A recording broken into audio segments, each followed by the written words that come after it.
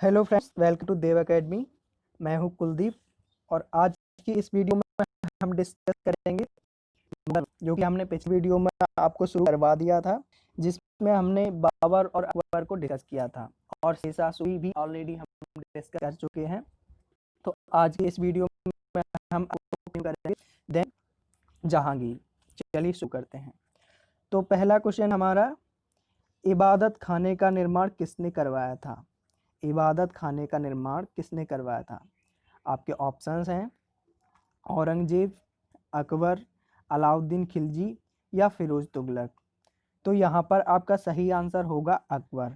Akbar is the right answer.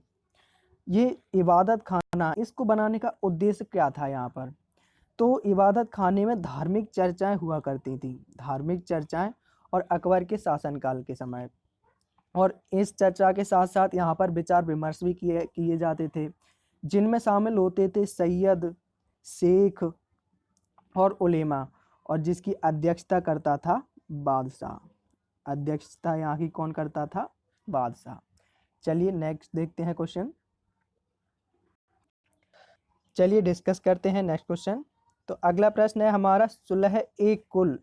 सुलह-ए-कुल का सिद्धांत किसके द्वारा प्रतिपादित किया गया था?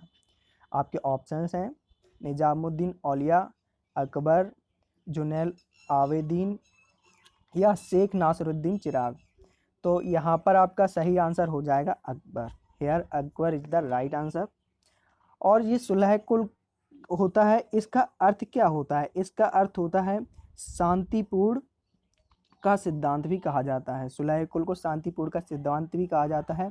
और सुलह कुल जो एक नीति थी, तो इस नीति में राजनीतिक उदारता, धार्मिक सहनशीलता के साथ साथ सांस्कृतिक दृष्टिकोण को भी प्रदर्शित करती थी।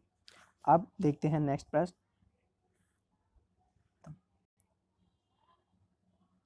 तो नेक्स्ट प्रश्न है हमारा, किस मुगल बादशाह के विरुद्ध जौनपुर से फतवा जारी हुआ था? यहाँ पर आपके ऑप्शंस हैं हुमायूं, अकबर, शाहजहां और औरंगजेब।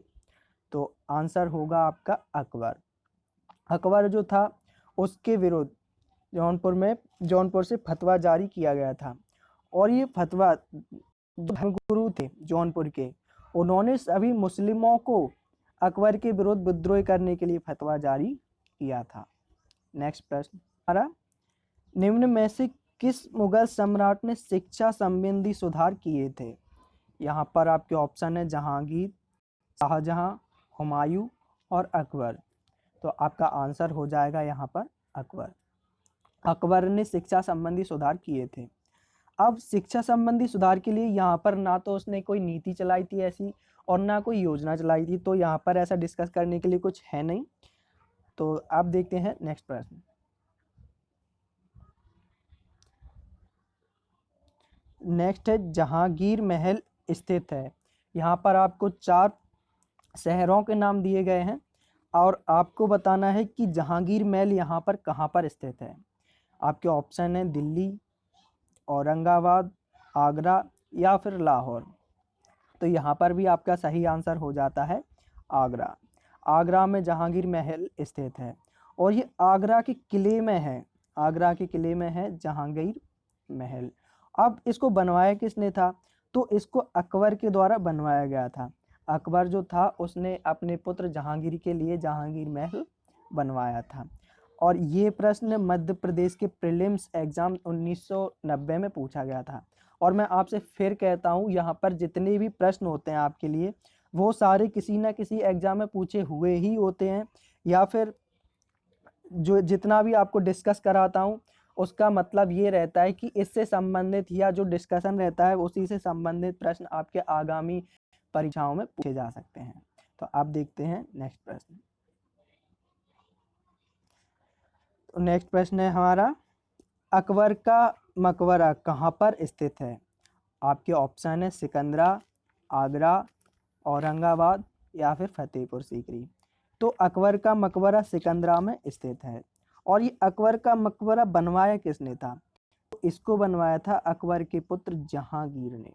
जहांगीर ने अकबर का मकबरा सिकंदरा में बनवाया था। और ये सिकंदरा है, अब इस शहर के बारे में बात करें तो इसको सिकंदर लोदी किसने, सिकंदर लोदी ने अपने नाम पर बसाया था। सिकंदर लोदी, सिकंदर लोदी से आप कनेक्ट कर सकते हैं सिकंदर सिकंदरा। तो देखिए नेक्स्ट प्रश्न हमारा कितना इम्पोर्टेंट है, जो कि अभी यूपीपीएससी प्रीलिम्स 2001 और ये 2002 और 2003 लगातार ये प्रश्न पूछा गया है। आप समझ सकते हैं प्रश्न की इम्पोर्टेंस। और भी पूछा गया है लेकिन यहाँ पर केवल पीसीएस के बारे में दिया हुआ है। तो देखते हैं, महाभारत के फारसी अनुवाद का शीर्षक है। आप ऑप्शन है अनवार सुहेली, रजनामा, हस्त बहिस्त या अयार दानिश। तो आपको पता चल गया होगा, यहाँ पर बहुत ही चर्चित प्रश्न है। महाभारत का फारसी में अनुवाद है जिसके शीर्षक को रजनामा के नाम से जाना जाता है। और इसका फारसी में अनुवाद किसने था, तो वो आपके फैजी, एक विद्वान हुआ करते थे फैजी। फैजी ने निर्देशन किया था और इनके निर्देशन में नकीब खां और बदायूनी ने सम्मिलित रूप से महाभारत का फारसी में अनुवाद किया था। अब देखते हैं अगला प्रश्न हमारा, निम्नलिखित में से किसने रामायण का फारसी में अनुवाद किया था। आपके ऑप्शन है मुल्ला शेरी, अबुल फजल फैरी या अब्दुल कादिर बदायूनी। तो रामायण का फारसी में अनुवाद अब्दुल कादिर बदायूनी ने किया था।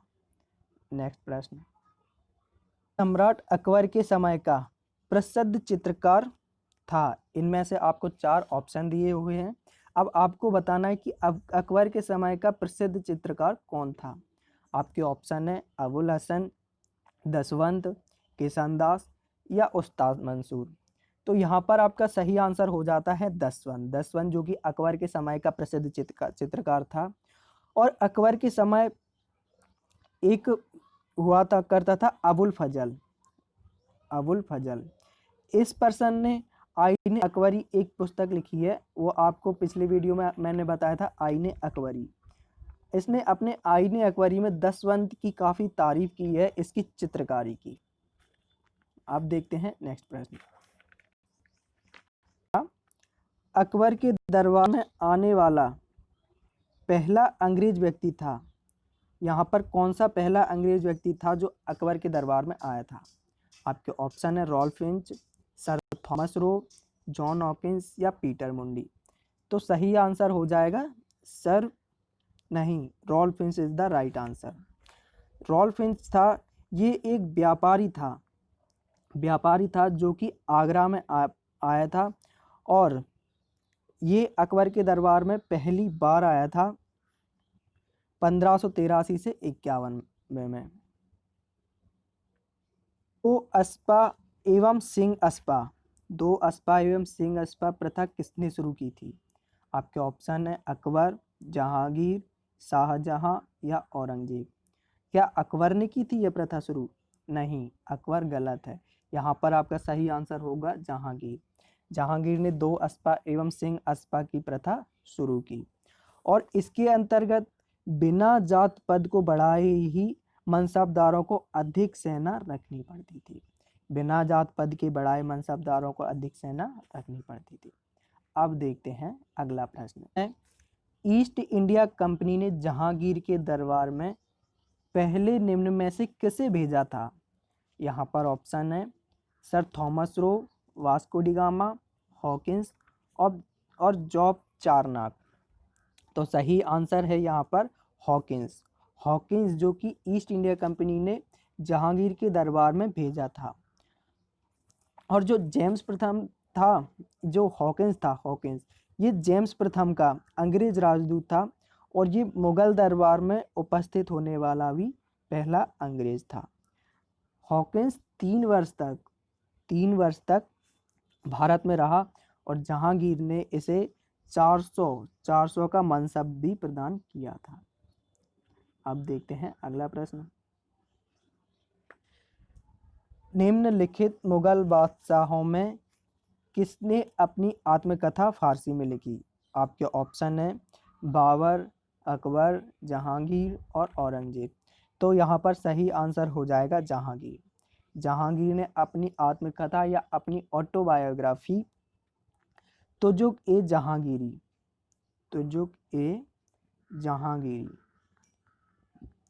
ये फारसी में लिखी थी। अब मुगल वंश में ऐसा और कौन सा शासक था जिसने अपनी ऑटोबायोग्राफी लिखी थी? तो वो था बाबर। लेकिन बाबर ने अपनी जो आत्मकथा थी बाबरनामा, और उसको बोलते थे तुजुक ए बाबरी, तो उसने अपनी बाबरनामा तुर्की में लिखी थी, ना कि फारसी भाषा में। बाबर की बाबरनामा तुर्की में, जबकि जहांगीर की तुजुक ए जहांगीरी फारसी भाषा में लिखी गई है। अब देखते हैं अगला प्रश्न। अगला प्रश्न हमारा MPPSC प्रीलिम्स में पूछा गया है, जो है कि खुसरो किस मुगल बादशाह का पुत्र था? आपके ऑप्शन है अकबर, जहांगीर, शाहजहां या बहादुर शाह प्रथम। तो आपका सही आंसर होगा जाएगा जहांगीर। खुसरो मानवाई, एक राजपूत पत्नी थी इनकी मानवाई से उत्पन्न जहांगीर का पुत्र था। और ये क्या करता है, इसके मामा होते हैं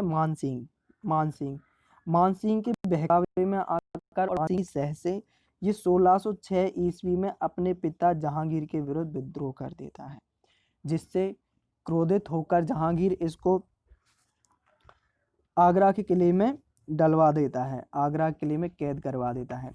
लेकिन खुसरो जो होता है वो आगरा के किले से भाग निकलता है, और आगरा के किले से भागने के बाद जहांगीर और खुसरो में बहरावल की जगह पर युद्ध होता है, जिसमें खुसरो पराजित हो जाता है और जहांगीर उसको फिर से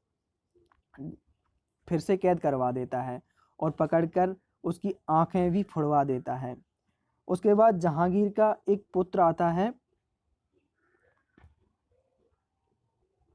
खुर्रम यानी कि शाहजहां, जो कि 1621 में खुसरो की हत्या कर देता है।